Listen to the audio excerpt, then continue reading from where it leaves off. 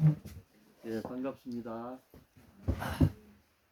오늘 정말 아름다운 가을날에 하나님께서 또 함께 우리를 모아서 예배드리게 하시고 그 음성을 듣게 하신 걸 감사드립니다. 오늘 말씀은 마태복음 21장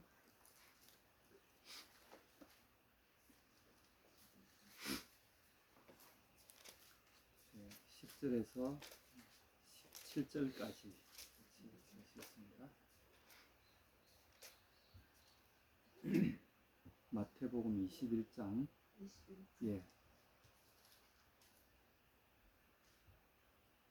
10절에서 17절까지입니다. 시작. 예수께서 예루살렘에 들어가시니 온 성이 소동하여 이르되 이는 누구냐 하거늘 우리가 이르되 갈릴리 나사렛에서 나온 선지자 예수라 하니라. 예수께서 성전에 들어가사 성전 안에서 매매하는 모든 사람들을 내쫓으시며 돈 바꾸는 사람들의 상과 비둘기 파는 사람들의 의자를 둘러 엎으시고 그들에게 이르시되 기록된 바 내 집은 기도하는 집이라 일컬음을 받으리라 하였거늘 너희는 강도의 소굴을 만드는도다 하시니라. 맹인과 저는 자들이 성전에서 예수께 나오매 고쳐주시니 대제사장들과 서기관들이 예수께서 하시는 이 이상한 일과 또 성전에서 소리질러 호산나 다윗의 자손이 하는 어린이들을 보고 노하여 예수께 말하되 그들이 하는 말을 듣느냐. 예수께서 이르시되 그렇다. 어린 아기와 젖먹이들의 입에서 나오는 찬미를 온전하게 하셨나이다 함을 너희가 읽어본 일이 없느냐 하시고 그들 떠나 성 밖으로 베다니에 가서 거기서 유하시니라. 아멘.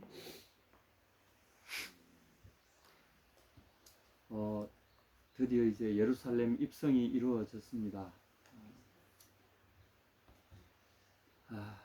여기서부터 28장까지는 양이 굉장히 깁니다만은 한 일주일 안에 일어난 사건들입니다.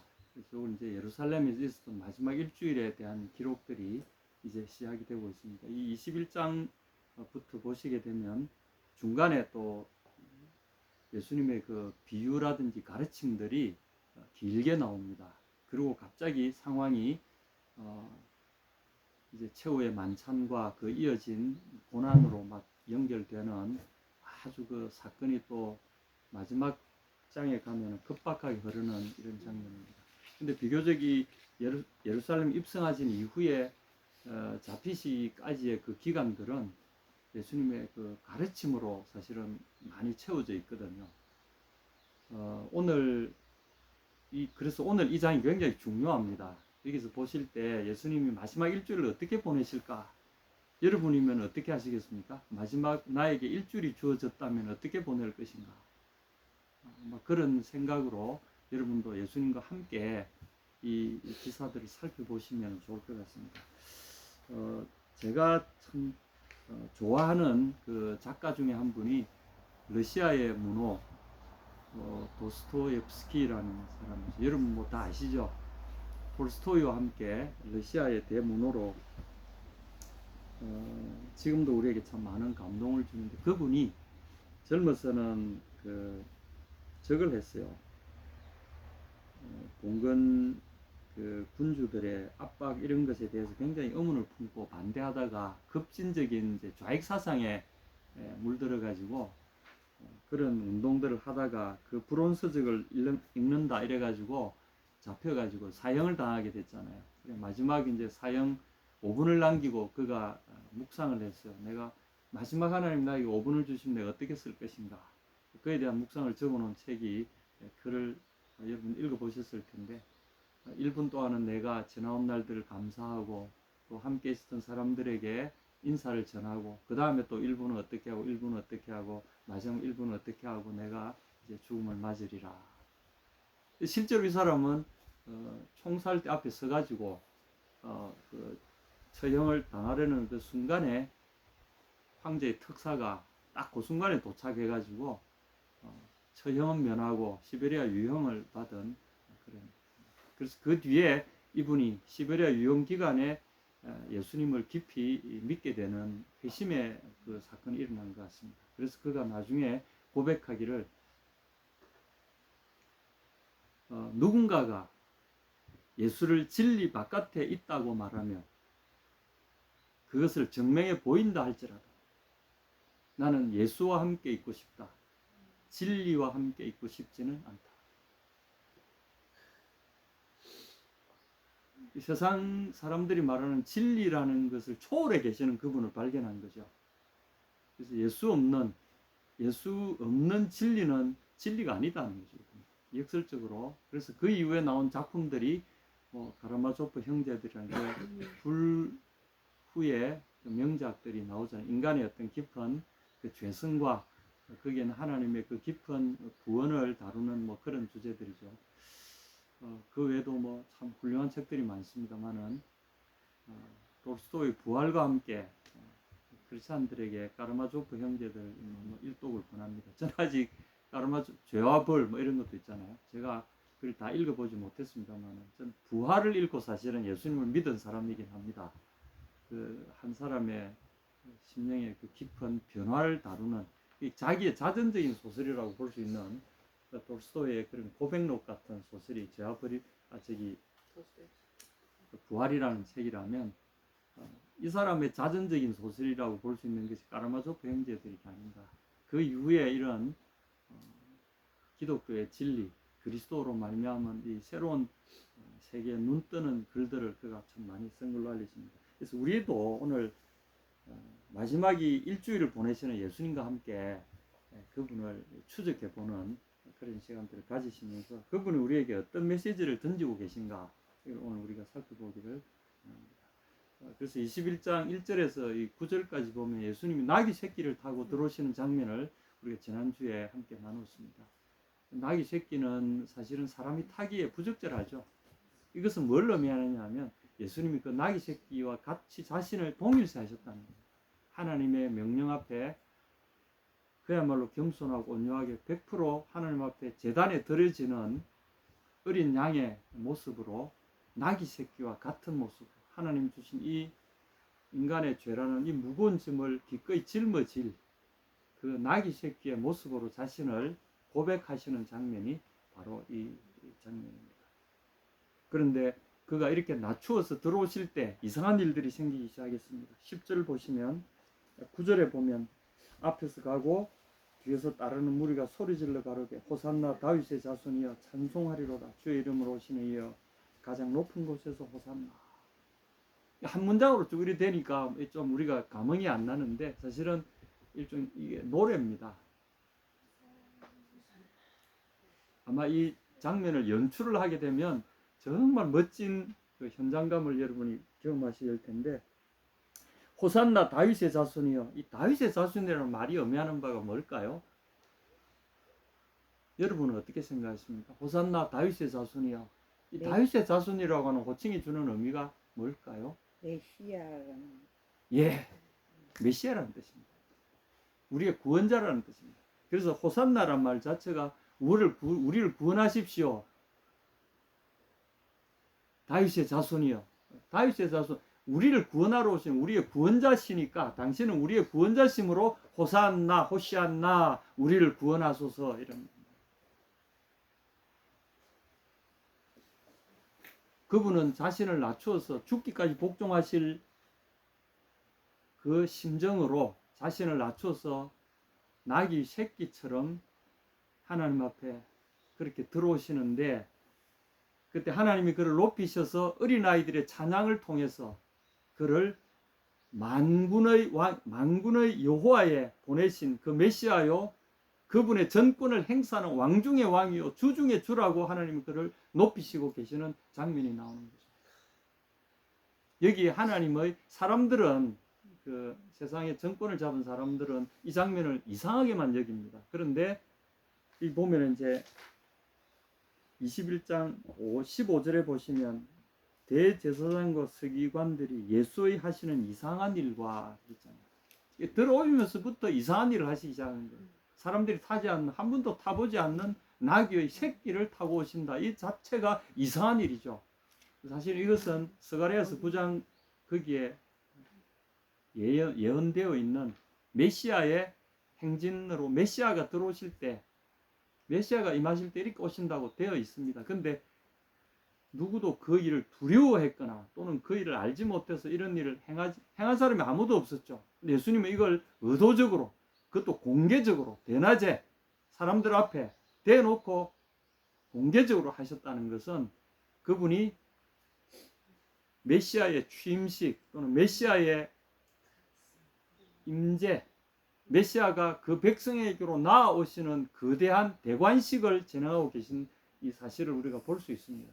사람들 앞엔 초라해 보이고 이상하게 보이고 알아보지 못할 이상한 걸로 보였을지 몰라도 이것은 명백하게 메시아의 대관식이 지금 거행되고 있다는 사실을 우리에게 알려줍니다.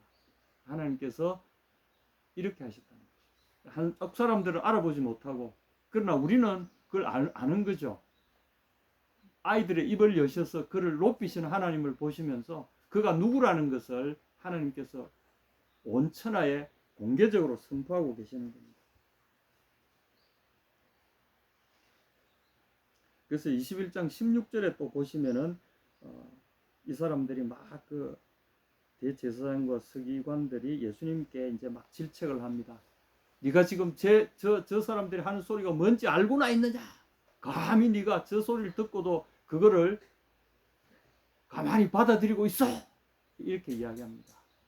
이 사람들도 그 뜻을 아는 거죠. 아이들이 하는 소리, 역시 15절에 보십시오. 호산나 다윗의 자손인데 이 아이들이 또 막 외치잖아요. 따라와가지고 성전 안에서도 막 외치는 거죠. 그러니까 이 사람들이 참다 못해서 감히 네가 말이지 지금 뭐 메시아 놀이를 하는 거냐 하고는 막 따지고 듭니다. 그럴 때 예수님이 대답하셨어요. 네가 이 아이들이 무슨 소리 하는지 듣고나 있느냐? 그렇게 하니까 예수님이 그렇다. 내가 알고 다 듣고 있다. 의도적으로 알고 듣고 있다. 이렇게 하셨어요. 그 말은 뭔 말이죠? 그들이 하는 고백대로 내가 그다라는 선포입니다. 예수님은 여기서 아무도 범접할 수 있는 위험으로 공개적으로 자신을 드러내시는 거예요. 그래서 이전에는 사역 초기에는 내가 자기 제자들에게만 은밀히 자신을 이렇게 보여주시면서 너희가 본 것을 절대 발설하지 말아라. 또 어디 가서 내가 누구라고, 내가 그리스도라고 입도 떼지 말고 내가 모든 일을 이룬 그 이후에 그때까지는 너희가 아무런 나에 대한 이것을 다른데 발설하면 안 된다. 이렇게 하시다가 마지막 날에 이제 공개적으로 이야기를 하십니다. 그래서 너희가 만약 이 아이들이 입을 다물고 있으면 저 길가에 있는 돌들이 소리 지를 것이다. 들어오시면서 그렇게도 말씀하셨잖아요. 근데 오늘 예수님이 우리에게 주시는 메시지는 메시아께서 들어오시면서 우리에게 보여주신 이런 것들을 통해서 오늘 특별히 오늘 이 세대의 교회들에게 대해서 또 주시는 메시지가 여기 있습니다. 자, 21장 10절에 예수께서 예루살렘에 들어가시니 온 성이 소동하여 가로되, 흔들린다 이 말입니다. 소동한다는 말은 온 성이 막 들썩들썩거린다는 말이고요. 여기는 사람들의 마음이 흔들린다는 것을 의미합니다. 왜 흔들리냐면 그들의 생각이 근본적인 기존에 가지고 있던 생각들의 뿌리가 막 흔들리기 시작한 거죠. 메시아가 이런 모습으로 오시는 것이 아닌데 막 사람들이 소리치고 아이들이 소리치고 메시아를 부르고 있는 이 상황을 보고서 사람들이 드디어 그들의 그 신념과 그동안에 가졌던 종교적인 기본적인 그 틀들이 막 흔들리기 시작하는 거죠. 이 사람이 메시아일지도 모른다는 생각과 이 사람은 메시아일 리가 없어 하는 생각들이 막 서로 교차하면서 막 서로 흔들리기 시작합니다. 그래서 사람들이 물어봅니다. 이 사람이 누구냐 도대체? 우리도 마찬가지입니다. 우리의 삶에 예수님이 들어오실 때 여러분 막 흔들리지 않습니까? 기존의 가치관과 기존의 이런 것들이 막 흔들리기 시작합니다. 근데 예수님이 우리에게 들어오실 때는 그렇게 해서 막 사회 자체에 예수님의 가치가 들어오는 그 순간에 핍박이 일어나고 막 그걸 반대하는 사람과 맞이하는 사람들 사이에서 막 갈등이 일어나기 시작합니다. 그래서 집에서 막 그 부모와 자식이 싸우고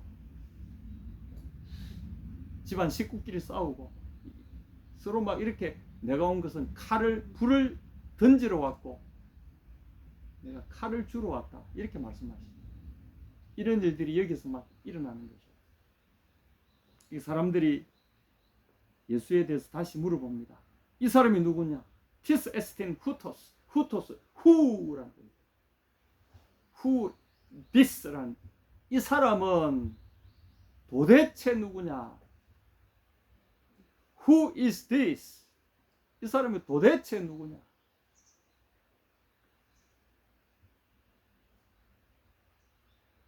이 영어 순하고 똑같습니다. 이 헬라어가 tis estin hutos. Who is this? 이 사람들이 드디어 이제 포커스가 예수라는 그분에게로 포커스가 모여집니다. 그러니까 무리가 호산나 하던 그 무리가 목소리를 하나로 해서 뭐라고 이야기할까요? 나사렛에서 갈릴리 나사렛에서 나온 선지자 예수. 이제 대답은 선지자 예수다. 근데 이 번역에 중요한 게 하나 빠져 있습니다. 거기는 이제 정관사 더라고 하는 우리로 굳이 번역하자면 바로 그라는 말이 쏙 빠져 있습니다. 이게 이제 우리 이 한글의 조금 약점이기도 한데 번역하는 분들이 한글에 그냥 평이하게 우리는 정관사 없이도 그걸 많이 씁니다만은 영어는 꼭 씁니다. 영어나 이 헬라어 여기는 꼭 씁니다. 왜냐하면 이게 있어야 될 중요한 의미를 전달하는 중요한 말이기 때문에 그렇습니다. 그래서 번역하는 게 참 어렵기도 한데 여러분 여기서 바로 그 선지자 예수 이렇게 됐습니다. 성경을 좀 아시는 분들은 바로 그 선지자라는 말을 딱 듣는 순간에 그냥 선지자라는 말을 하고요. 선지자 하면 다수의 다양한 시대에 다양하게 존재했던 선지자를 전체적으로 일컫는 말이기도 합니다. 근데 그 중에 하나 그런 의미인데 바로 그라는 말이 딱 들어가면요. 이것은 메시아를 가리키는 말입니다. 그래서 신명기 18장 15절에서 22절 보시게 되면 바로 그 선지자에 대한 이야기가 어디서 출발했냐 하면 모세가 한 말이고요. 그래서 이 모세가 이 율법에서 이야기할 때 모세 오경의 그 신명기 18장에 이야기한 이 너희 중에 내가 앞으로 떠나고 나면은 너희가 또 이 이방인에 섞여 가지고 이방인들이 섬기는 신들과 또 그들을 신접한 자들의 목소리를 들을까 봐 내가 두렵다. 그래서 너희는 너희 가운데 너희 형제들 가운데 나와 같은 선지자 하나를 하나님께서 너희를 위하여 일으키실 것이니 너희는 신접한 세상 그런 점쟁이들의 말소리를 듣지 말고 그의 말을 들으라. 이렇게 말씀하신 구절이 신명기 18장 15절 22절에 나옵니다. 그래서 모세를 이어서 그 형제들 중에 너희 형제들 중에 나와 같은 선지자 하나를 하나님이 너희를 위하여 너희 형제들 가운데 일으킬 것이다. 그러니까 이스라엘의 민족 가운데서 이스라엘인 가운데서 모세와 같은 역할을 할 선지자. 이게 바로 다윗의 자손에서 난다. 그래서 다윗의 자손이라고 불리는 바로 그 메시아를 가리키는 겁니다. 그러니까 앞에 여기 보면은 이제 예수님에 대한 칭호들이 다 나오고 있습니다. 다윗의 아들, 다윗의 자손이라고 불리우는 이 칭호와 함께 바로 그 선지자 예수 이렇게 여기서 이제 호칭이 다 나오고 있는 거죠. 근데 이 말을 들어도 이 말을 듣는 사람들은 다 알아요. 우리 같이 이렇게 뭐 말이 다른 나라 사람들은 잘 모를지 몰라도 그 성전에 있는 사람들 일반 군중들뿐만 아니라 거기에 있는 율법사들, 종교 지도자들 다 알아들어요. 모를 리가 없어요.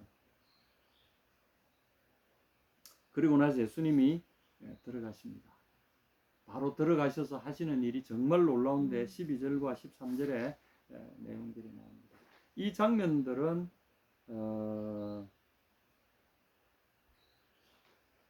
사실은 이 성전 정화라고 불리는 이 장면은 성경에 이제 신약 성경에 두 번 예수님이 행하신 걸로 나옵니다. 한 번은 요한복음 2장에 2장 13절부터 17절까지 요한복음 2장 13절에서 17절까지 예수님 사역 초기에 한 번 하신 적이 있고요. 그 다음 이제 사역 이 마지막 주간에 예수님이 최후로 성전 정화하시는 것이 여기에 기록되어 있고, 또 마가복음 11장 16절에서 17절, 또 누가복음 19장 45절 6절 여기에 함께 기록이 되어 있습니다. 특별히 요한복음을 보시게 되면 기사가 아주 흡사합니다. 요한복음이 분명히 예수님 사역 초기에 하신 일이긴 해도 성전 정화하실 때 하신 일이 지금 마지막 이 일주일 시작되는 이 시점에 하신 거나 거의 흡사해요. 이 내용들을 보게 되면 성전에 있는 이상한 이 장면들을 보시고 아주 격분하신 이 장면들이 나옵니다. 근데 놀라운 것은 예수님이 그렇게 격분하셔서 처음에 하셨는데도 이 일은 계속되고 있다는 것이죠. 네가 그래 하거나 말거나 그 와서 계속 장사하고 있고 돈 바꿔주고 계속 비둘기와 양과 소암 이런 것들을 계속 팔고 그건 그대로 하고 있었다는 거죠. 그럼 이게 뭐 잘못된 걸까요? 우리가 이제 두 가지 측면을 하나 봐야 됩니다. 하나는 왜 이렇게 이 사람들이 하고 있을까? 우리가 봐도 우리 뭐 성전 그 예배 의식을 직접적으로 잘 모르잖아요. 그러나 성경에 있는 걸로 보면은 이 사람들이 성전에서 그런 뭐 짐승들을 갖다 놓고 팔고 뭐 비둘기도 팔고 그 뭐 돈도 바꿔준다. 이게 뭐야? 뭐 그러니까 사고 팔고 시장이 돼 있잖아요 지금. 뭐 돈도 바꿔주고 막 온갖 이제 제사에 드릴 짐승들을 파는 거죠. 그러니까 종교적으로 보면 굉장히 체계화되어 있고 편리하게 되어 있잖아요. 누든지 돈 가져와 사가지고 그것을 드리면 되니까. 이 장면이 이제 왜 이게 시작됐냐면 사실은 이걸 성전 안에서 팔아라는 말씀은 없는데 성전이 있는 가까운 예루살렘에 와서 사가지고 성전 안으로 가져가서 제사를 드리고 이렇게 사실은 돼 있어요. 이 장면이 신명기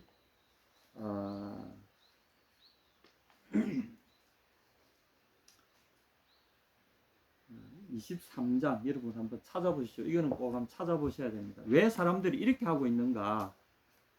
그래서 이것이 잘못된 것만은 아닐 텐데 신명기 14장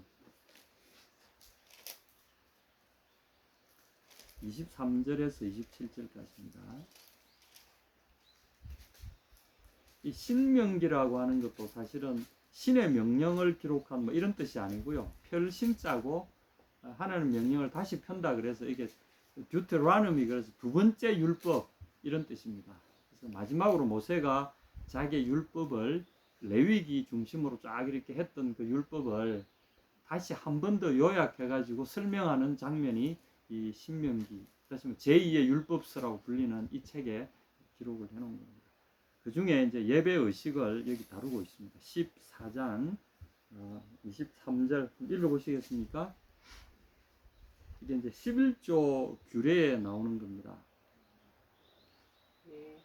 22절부터 한번 읽어보십시다. 시작.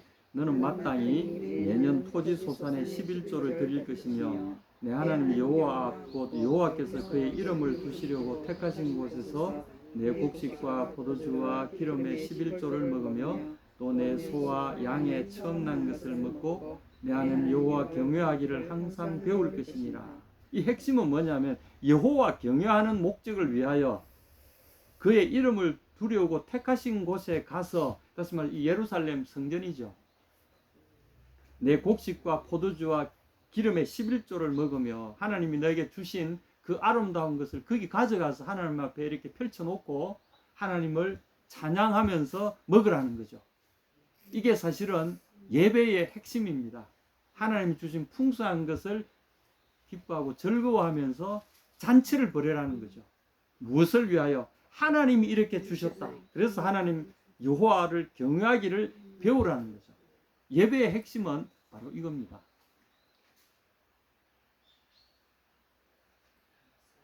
그러나 내 하나님 여호와께서 자기의 이름을 두시려고 택하신 곳이 내게 너무 멀고 행로가 어려워서 내 하나님 여호와께서 그 풍부히 주신 것을 가지고 갈 수 없거든. 그것을 돈으로 바꾸어 그 돈을 싸가지고 내 하나님 여호와께서 택하신 곳으로 가서 내 마음에 원하는 모든 것을 그 돈으로 사되 소나 양이나 포도주나 독주 등 내 마음에 원하는 모든 것을 구하고 거기 내 하나님 여호와 앞에서 너와 내 권속이 함께 먹고 즐거워할 것이며 내 성읍에 거주하는 레위인은 너희 중에 분깃이나 기업이 없는 자이니 또한 저버리지 말지니라.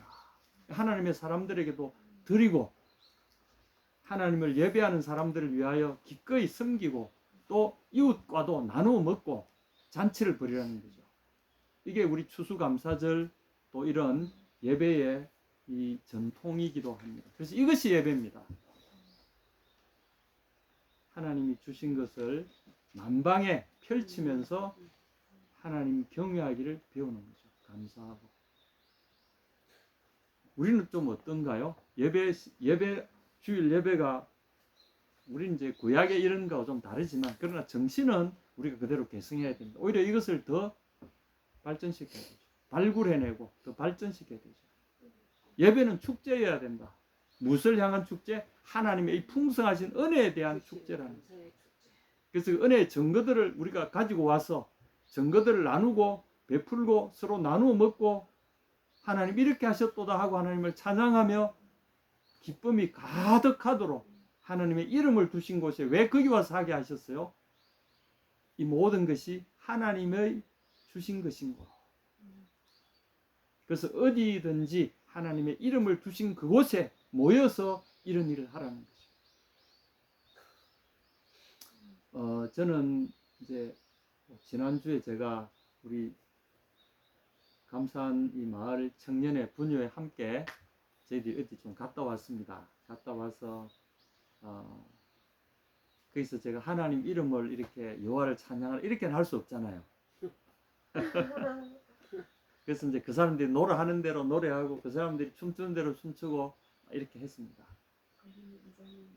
제 나름대로는 그들의 언어로 이야기하려고 하는 거죠. 그런데 그들이 다 보고 있어요.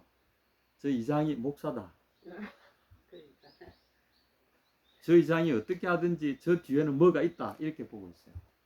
그러니까 어떻게 보면 하나님께서 되게 좋은 기회를 주신 거죠. 그래서 저는 이제 의도적으로 그들에게 하나님 이야기를 잘 안 합니다. 딱 한마디씩만 하죠. 하나님 주신 것으로 고백합니다. 저는 그렇게만 이야기하고 그 다음에 그들이 판단하게 합니다. 근데 그들이 다 보고 있는 거죠. 그럴수록 저는 더 그들의 언어로 이야기하기를 원합니다. 당신들이 똑똑히 봐주면 좋겠다. 이 일들은 하나님이 하신 거다. 이제 나중에 저한테 살짝 이야기합니다. 뭐가 있는 것 같다. 이 이상은 뭔가 좀 자기들이 함부로 하기에는 좀 이상하다. 하나님이 말씀하시더라고요. 그래서 오늘 여기 보면 근데 여기 보면 그 돈을 싸가지고 내 하나님 여호와께서 택하신 곳으로 가서 이것은 꼭 성전 안을 이야기하지 않습니다. 예루살렘이죠. 그죠? 성전이 있는 그곳입니다. 성전 가까이에 가서 성전을 중심으로 먹고 맞고 즐기고 하는 거예요. 사고 파는 것을 성전 뜰 안에 집어넣은 이유가 뭘까요? 예루살렘 안에서 사고 팔아도 되잖아요. 예루살렘 근처 거기에도 사람들이 살고 있는 촌락들이 있잖아요. 뭐 베다니도 있고 벳바게도 있고 많이 있잖아요. 거기서 사고 팔 오면 되잖아. 그런데 이 사람들이 제사장들이 금지시킨 거야. 그리고 어떻게 하냐면 성전 안에서만 해. 그리고 거기에 자기들이 택한 업자를 집어넣어 가지고 리베이트를 받죠. 다 이게 성전에 관련된 사람들이 다 운영하는 이제 그런 상점들이 입점을 시킨 거죠. 여기서만 돈 받고 그리고 이제 세상 돈 있잖아요. 뭐 로마 동전도 있고 뭐 드라크마 같은 그리스 동전도 있고 데나리온 같은 로마 동전도 있고 그런 식인데 그런 걸 가지고 성전에서는 이 헌금을 못 해요. 그건 들어온 돈이다. 이방의 돈이니까 셰켈 같은 우리의 거룩한 돈으로 바꿔라 이래 가지고 실제로 셰켈이라는 그 자기들이 주조할 그게 없으니까 시돈이라는 이방 사람들이 주조한 그걸 가지고 셰켈이라 해가지고 은전의 무게가 비슷하니까 그거를 딱 지정해가지고 여기서는 요것만 통용해 이게 거룩한 돈이야 이렇게 해가지고 교환을 하게 합니다. 그래서 그 돈으로 이걸 양과 소를 팔아야 돼. 양과 소를 이렇게 재물에 이걸 살려면 세겔로 바꿔야 돼. 바꾼 세겔 가지고 그걸 사야 돼. 그러면 자동적으로 환전 수익이 생기죠, 그죠? 환전 차익이 생기잖아요. 그 다음에 짐승을 사고 팔면 수익이 그대로 생기는 거죠. 그러니까 이중 구조를 만들어 가지고 성전 안에서 딱 하게끔 해놨어요. 예수님 이걸 보시고 그들의 속내를, 이거는 예배가 아니라 원래 모세를 통해서 이렇게 하나님 경외하기를 배우라고 하신 이것을 이 사람들은 어떻게 만들어 놓은 겁니까? 네, 그들의 장사하는 수완으로 만들어 놓은 거예요. 이 성전 자체가 하나님을 경배하고 하나님을 경외하고 배우고 그분을 찬양하는 자리가 아니라 어떻게 해요? 자기들의 시장통으로 만들어 놓고요. 자기들 돈벌이 하는 수단, 하나님을 이용하는 거죠. 얼마나 악합니까? 예수님 이걸 보시고 급변호하신 거죠. 그래서 주님이 거기에 요한복음에 보면 조그만 채찍으로, 조그만 새끼 같은 끈으로 녹끈을 채찍을 만드셔가지고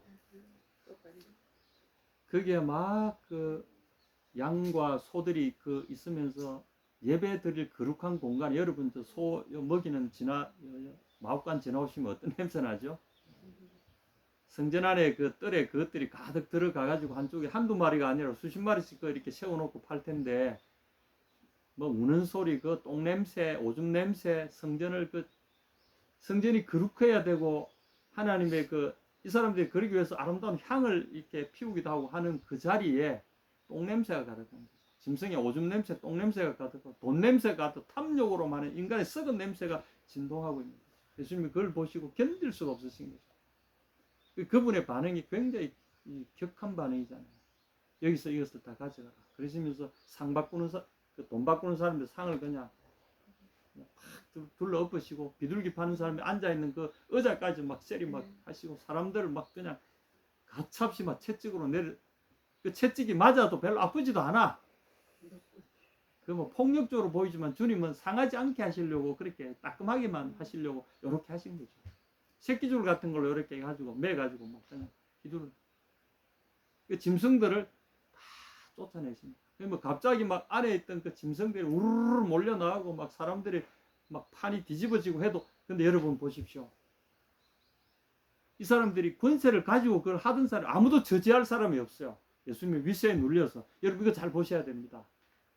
여기에 예수님이 메시아의 그 혁혁한 위엄으로 이들을 사로잡아 버리시는 거죠. 그리고 그것을 싹 몰아내시는 거죠.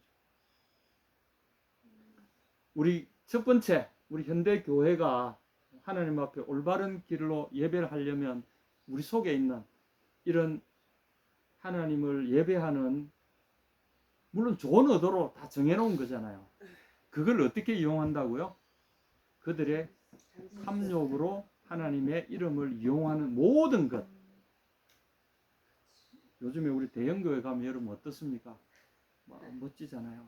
그런데 거기 보면은 막 결국은 그래가지고 그 담임 목사가 막 그냥 하나님 자리에 앉아가지고 그 사람이 보면 저는 막 토 놓으려 그래요. 그런 거 보면 아들한테 물려주고 뭐 어쩌고 해가지고 막 재정장로가 자살을 하고 뭐 어쩌고 막 참혹합니다, 여러분. 정말 저는 목사로서 두려워요, 그게.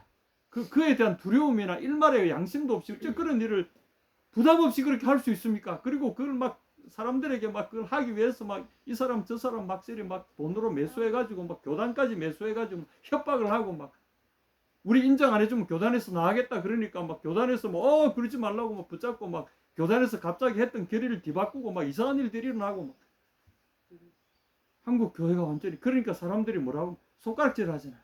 저게 무슨 교회냐? 저게 무슨 교회냐? 저 똥냄새 나고 저 더러운 냄새 풍풍 풍기는데 무슨 교회냐? 막. 여러분 두렵지 않습니까? 예수님이 만약에 오시면 제일 먼저 절규하실 것 같아. 이것들아 이게 도대체 뭐냐 이게 막. 예수님이 여기서 하시는 이 장면은 우리가 와 예수님 너무 과격하다. 그 온유하시고 이런 분이 저럴 수가 있나. 근데 하나님은 그렇지 않습니다. 당신이 예배 받으셔야 될 그 거룩한 곳이, 내가 아름답게 하라고 너희들의 편의까지 생각해서 힘들지 않게 하려고 그렇게까지 내가 다 정해준 일 하나님의 법도를 이렇게까지 철저하게 이용해 먹을 수가 있느냐. 그것도 내 이름으로. 지금 교회가 보면 부자들의 어떤 허영시장처럼 이렇게 될 가능성이 참 많습니다. 여러분 철로역정에 보면 허영시장이라는 장면이 나오잖아요.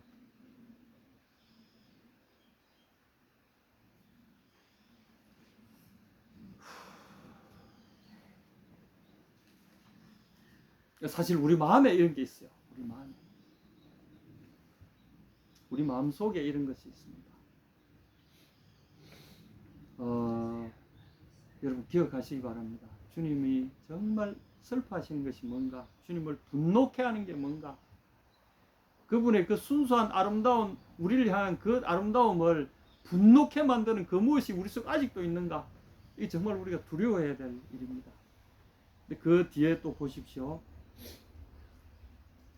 맹인과 전원자들이 성전에서 예수께 나오매 고쳐주시니, 그리고 16절까지 예수께서 말하되 그들이 하는 말을 듣느냐. 예수께서 이르되 그렇다. 어린 아기와 젖먹이들의 입에서 나오는 찬미를 온전하게 하셨나이다. 힘있게 세우셨다. 애들이 하는 찬송이 제대로 된 발음이겠습니까? 제대로 된 찬송이겠습니까? 그런데 예수님이 이들의 찬송을 그 어떤 어른들의 멋진 가수들의 찬송 더 힘있게 바로 세우셨다는 거죠. 이 성경에 기록된 것을 너희가 읽어보지 못했느냐? 그 성경이 지금 너희 앞에서 펼쳐지고 있는 바로 이것을 이야기한 것이다. 이렇게 이야기합니다. 이게 사실 이것이 예배입니다.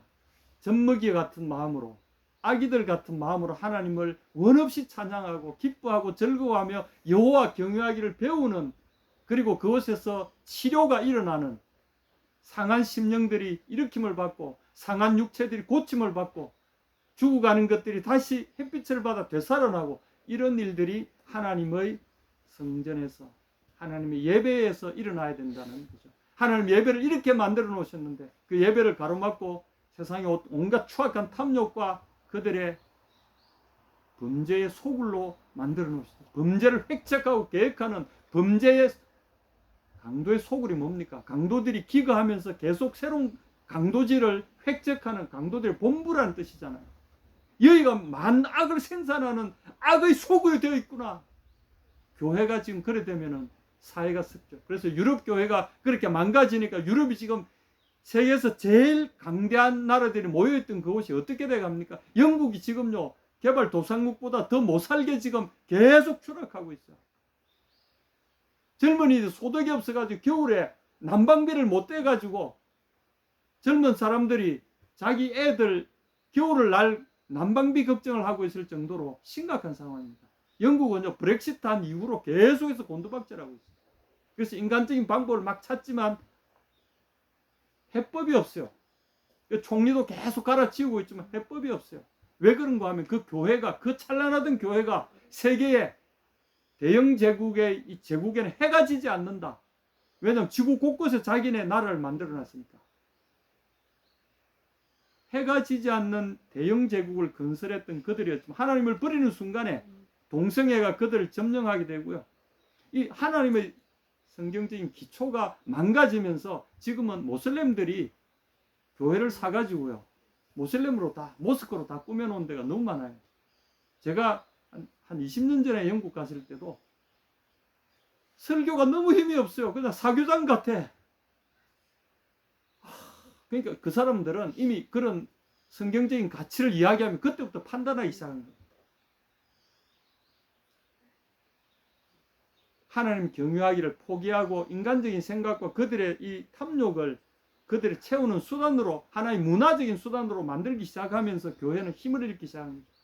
미국 교회도 지금 마찬가지고요. 그러니까 막 극우적인 이런 사람들이 막 교회가 극우 같은 이런데, 그러니까 민주당이 좀 진보적이고 인간적인 막 이런 것들 다 허용하잖아요. 뭐 낙태도 허용하고 뭐 동성애도 허용하고 막 이렇게 다 하니까 그게 반대하는 사람들이 이제 반대 세력을 붙잡아가지고 공화당을 붙잡아가지고 또 막 이렇게 하는데, 공화당은 보면 완전히 파시즘 같은 식으로 막 자기들의 반대하면 막 무력을 이렇게 하잖아요. 그러니까 미국도 사실은 공화당이 되든 민주당이 되든, 민주당 되면 옹졸한 것처럼 보이는데 하나님을 떠난 가치관에서 점점 인간적인 방법을 추구할 뿐이고요. 공화당이 되면은 우리나라의 태극기 부대 같은 사람들이 잡는 거 똑같아요. 태극기 부대 사람들 트럼프 다 열렬하게 지지합니다. 그 교회가 아니에요. 그거는 하나님의 이 가치들이 막 무너지기 시작하니까 이래 돼버린 거죠. 그런데 그들이 세계를 지배하는 찬란한 전통이 있을 때는 In God we trust. 하나님을 믿습니다. 우리는 하나님을 믿습니다.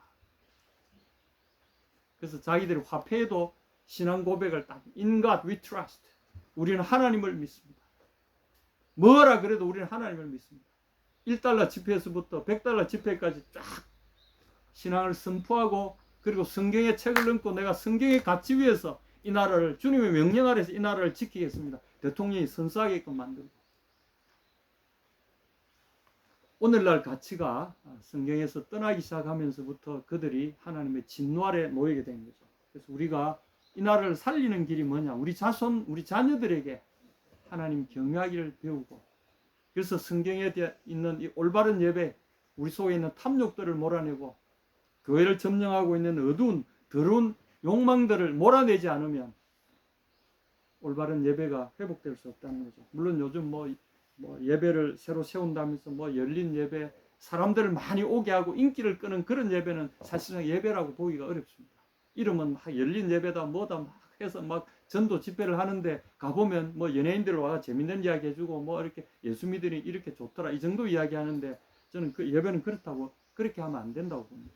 성경의 가치를 끊임없이 이야기해주고 성경에 있는 하나님 경외하기를 우리가 배우며 그것을 배우도록 말씀의 축제, 하나님의 뜻의 축제를 펼쳐야 된다고 생각합니다.